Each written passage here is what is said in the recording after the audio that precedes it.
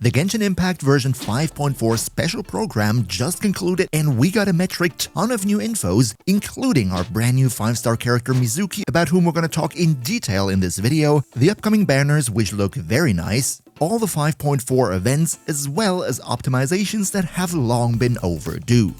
So, in today's video, we're gonna talk about all of that, but we will put a focus on Mizuki because I think most of you will be interested in what this mysterious maid will bring to the table. And with all that being said, let's jump right into it. And starting out with you right away with the brand new character Mizuki, because I'm pretty sure you don't want to wait throughout the entire video for me to cover it at the end. That's why we start out with her today. Mizuki is a yokai psychologist who works by eating up your nightmares to bring you back into a warm and cozy state of mind. She's also a shareholder in the Inazuma bathhouse, which by the way looks extremely cozy, but I'm sure we're gonna find out a lot more about her backstory and her character in her also newly introduced story quest. For now though, let's talk a bit more about her performance on the battlefield. First of all, Mizuki is an Anemo Catalyst user, and as far as her kit looks like, she's mostly meant to be used as an on-field unit. However, she also provides a little bit of off-field boosting and team support, especially with her elemental burst, but let's talk about that in a minute. First of all, let's go over her skill. When you cast Mizuki's elemental skill, she will enter a sort of floating state, which at first glance will already come in very handy for exploration and covering larger gaps. Now, the special thing with this is that while you are in this state, you're surrounded by Anemo clouds and they will automatically target enemies within your range by shooting Anemo clouds at those enemies, which on impact will deal Anemo damage in a small area of effect that can also swirl elements. If you ask me, this is already very nice because we all know that swirling stuff is very strong in Genshin Impact and pretty much has always been, and especially the fact that it happens automatically and is not another static circle impact like so many other Anemo units do, I think this is going to be very convenient to play. Now, one thing I should mention here though is that it kinda sounds like these auto-targeting Anemo clouds are only going to happen while she herself is on the field, and it doesn't seem like this is a sub-DPS skill which would also stay on if you swap her out. If this was the case, it would be absolutely incredible, but from what we saw so far, it seems like you gotta have her on the field. As for her elemental burst, this is mainly a supporting ability. She creates a bigger Anemo AoE, which groups up enemies a little bit, but I still think it's not going to be as impressive as, for example, Kazuha's grouping ability. And she will also periodically create food pickups on the field, which have two different options depending on how much health the teammate that picks them up has. If your teammate is above 50% health and you pick it up, the food explodes and creates AoE Anemo damage. However, if you're below half of your health, then the food will actually heal you. Oh yeah, and if you don't pick it up at all, then after some time it's also going to explode and create Anemo damage. Now, so much for Mizuki's kit, but where exactly does that leave her in the meta? Let's talk about her weapon options as well as team compositions in which she could work well, so you get a bit more of an idea what Mizuki will look like in practice. Because of the fact that she is going to be a swirling unit, that naturally means the more elemental mastery you build on her, the more damage the swirls are going to deal. And luckily, she is a catalyst user, which means we have a whole plethora of great catalysts to use on her. Probably one of her best in-slot weapons, besides her signature, would be Nahida's 1000 Floating Dreams, just because of all the elemental mastery that it not only provides to her, but also to the entire team.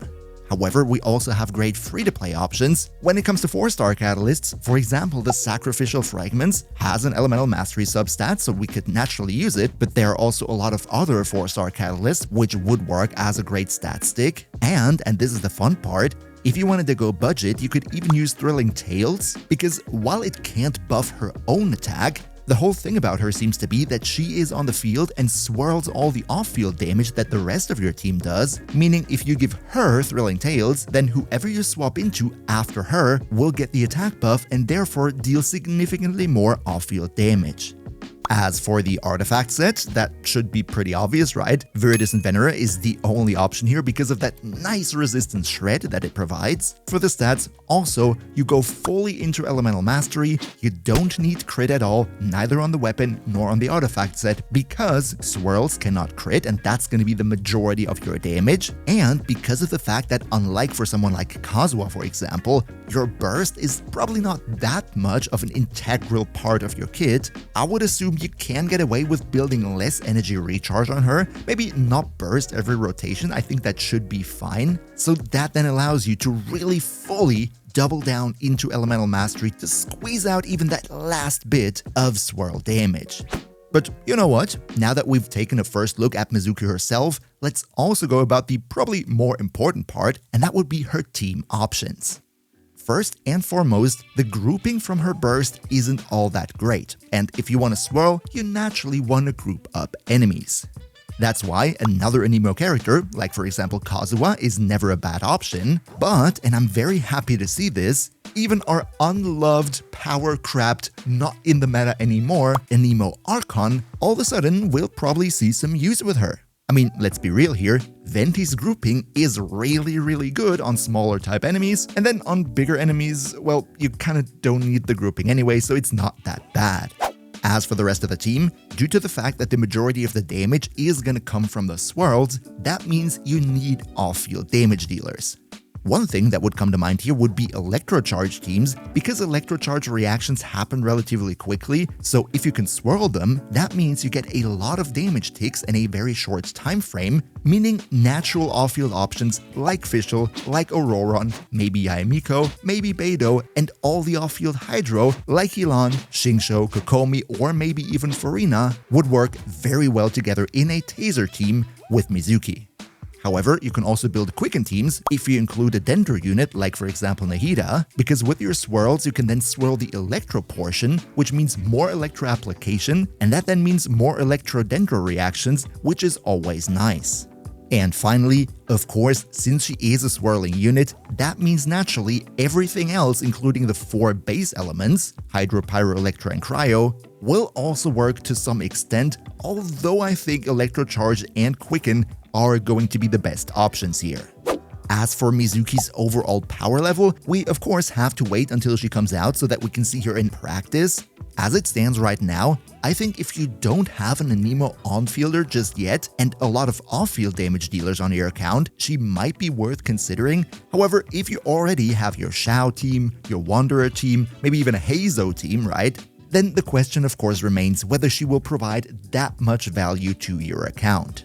And one thing that is very important to know here, in the stream they said that after her banner ends, I think from the 5.5 version on if I'm not mistaken, she will be put on the standard banner, meaning even if you really want her, it's not all that catastrophic if you miss her banner in 5.4, because she will be constantly, at least semi-available, through the standard banner.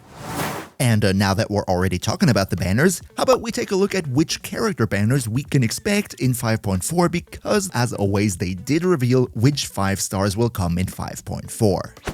In the first phase of 5.4, we're gonna have Mizuki, as I just said, and the really good thing here is, the other character is Sigewinne, which I think is not necessarily a character that many players would want on their account because what she provides is not all that strong. So if you really want to have Mizuki, then at least you're not in a situation where you have to decide between 2 great picks. As for the second half, I think this one is going to be a very interesting one for many of you out there, especially for those travelers of you who haven't been around for Fontaine, because we have another Furina rerun coming in. I don't think I need to explain that much about her, right? Everybody knows of her insane power. And the lady will be accompanied by Wriothesley, where I am very happy that he finally gets a rerun, because I love this character, I missed him when he came out, and I will finally be able to get him, though I should say from an overall power level, it's not even a question. If you want to pull for one of the two, you should go for Furina because she's objectively just that much more of a valuable character. For the accompanying 4 stars, unfortunately they haven't shown anything just yet, but don't worry, once we have all the info, I'm gonna release a dedicated banner discussion guide, so if you don't want to miss it day 1, then maybe you want to consider leaving the channel a sub. Welcome to the crew. Alright, that will be it for all the character discussion in this video.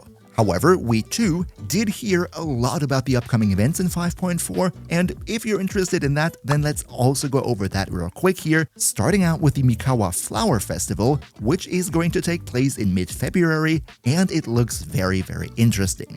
As part of this festival, there will be a game design competition in Inazuma where different teams band together to create their own video game, and we, as the traveler, get to test them all out and even decide which team will finally win the big prize. If you ask me, so far this looks already very nice. Another very interesting event, which is kind of a first time in Genshin Impact, is called Traveler's Tales.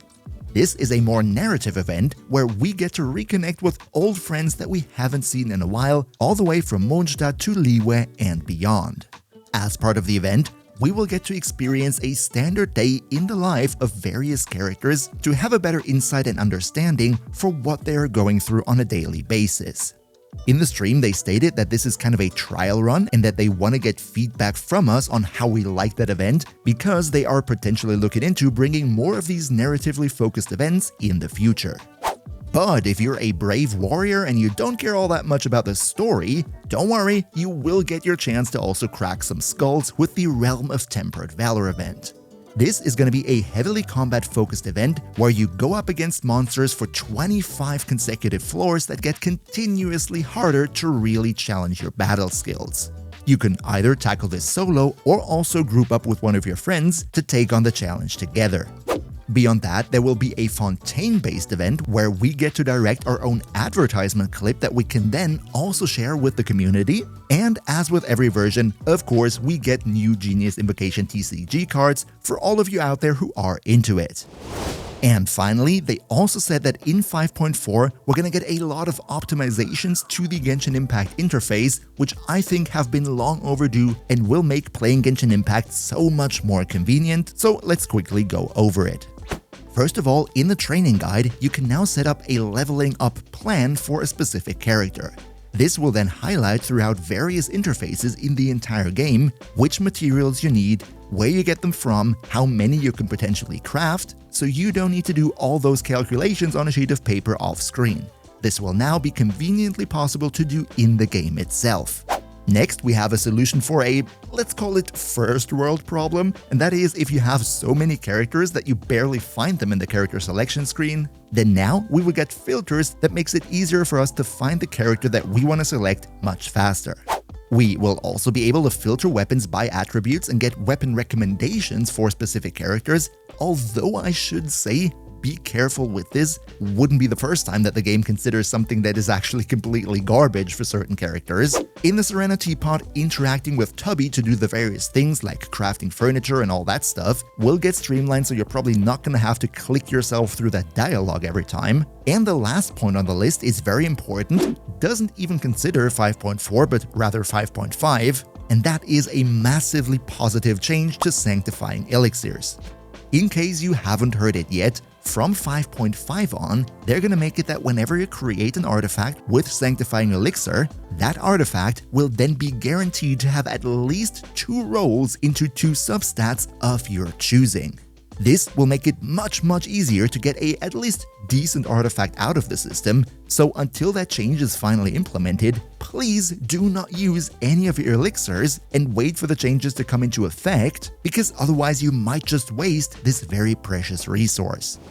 And in case you're still unsure which free 4-star character you want to pick for the upcoming Lantern Ride event, then don't forget to also check out my detailed discussion on that topic right here. We see each other, hopefully in the next one. Have a great start into the weekend, and until then, as always, travel smart.